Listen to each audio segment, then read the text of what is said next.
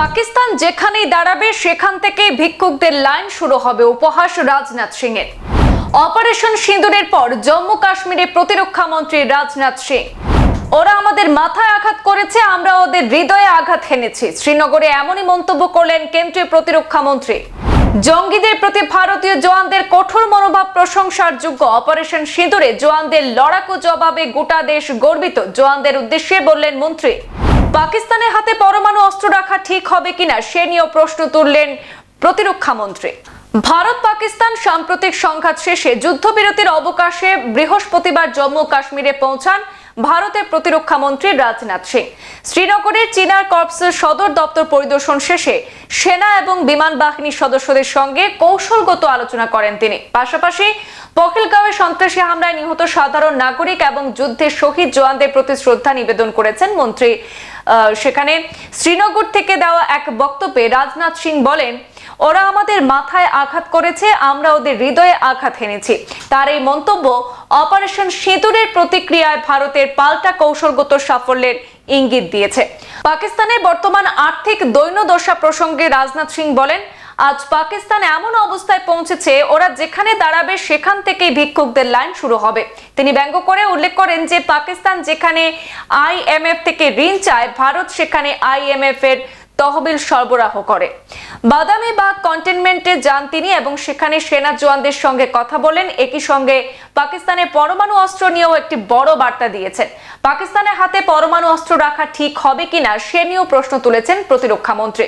প্রতিরক্ষা মন্ত্রী রাজনাথ সিং বলেন যে পাকিস্তানের মতো রাষ্ট্রের হাতে পরমাণু অস্ত্র থাকা বিপজ্জনক। এই বিষয়ে নজরদারি চালানোর জন্য ইন্টারন্যাশনাল অ্যাটমিক এনার্জি এজেন্সির কাছে আর্জি জানিয়েছেন তিনি। জওয়ানদের উদ্দেশ্যে তিনি বলেন, জঙ্গিদের প্রতি আপনাদের কঠোর মনোভাব প্রশংসার যোগ্য। আপনাদের অপারেশন সিঁদুরে আপনারা যা করেছেন তাতে গোটা দেশ আপনাদের প্রতি গর্বিত। ऑपरेशन सिंदूर आतंकवाद के खिलाफ भारत द्वारा चलाई गई अब तक के इतिहास की मैं मानता हूं यह सबसे बड़ी कार्रवाई है। 35-40 वर्षों से भारत सरहद पार से चलाई जा रही आतंकवाद का सामना कर रहा है। आज भारत ने पूरी दुनिया को यह साफ कर दिया है, यह स्पष्ट कर दिया है कि आतंकवाद के खिलाफ हम किसी भी हद तक जा सकते हैं। साथियों, आतंकवादियों ने पहलगाम में आतंकवादी घटना को अंजाम देकर भारत के मस्तक पर चोट पहुंचाने की कोशिश की है। भारत की सामाजिक एकता को तोड़ने का भी प्रयास किया गया है। उन्होंने भारत के माथे पर वार किया, हमने उनकी छाती पर वार किया है और छाती पर घाव किया है। पाकिस्तान के जख्मों का इलाज इसी बात में है कि वह भारत विरोधी और आतंकवादी संगठनों को पनाह देना बंद करे और अपनी जमीन का इस्तेमाल भारत के खिलाफ किसी भी सूरत में न होने दे। साथियों, आपको याद होगा कि लगभग 21 साल पहले स्वर्गीय अटल बिहारी वाजपेयी जी के सामने इसी पाकिस्तान ने इस्लामाबाद में डिक्लेरेशन किया था कि अब उनकी धरती से आतंकवाद एक्सपोर्ट नहीं किया जाएगा। मगर पाकिस्तान ने भारत को धोखा दिया है, पाकिस्तान ने भारत को छला है और आज भी वह धोखा दे रहा है। इसका खामियाजा अब उसको भारी कीमत करके भुगतना पड़ा है और यह कीमत यदि आतंकवादी वारदातें चलती रही तो लगातार यह बढ़ने ही वाली है। हमारे प्रधानमंत्री श्री नरेंद्र मोदी जी ने दो टूक शब्दों में आतंकवाद के खिलाफ भारत की नीति को रीडिफाइन कर दिया है, इसे परिभाषित कर दिया है, जो यह कहती है कि हिंदुस्तान की सरजमी पर किया गया कोई भी आतंकी हमला एक एक्ट ऑफ वार माना जाएगा। दोनों देशों में जो अंडरस्टैंडिंग बनी है फिलहाल वह इसी बात को लेकर है कि सरहद पार से कोई बेजा हरकत अब नहीं की जाएगी। अगर की गई तो बात निकलेगी तो बहुत दूर तक जाएगी।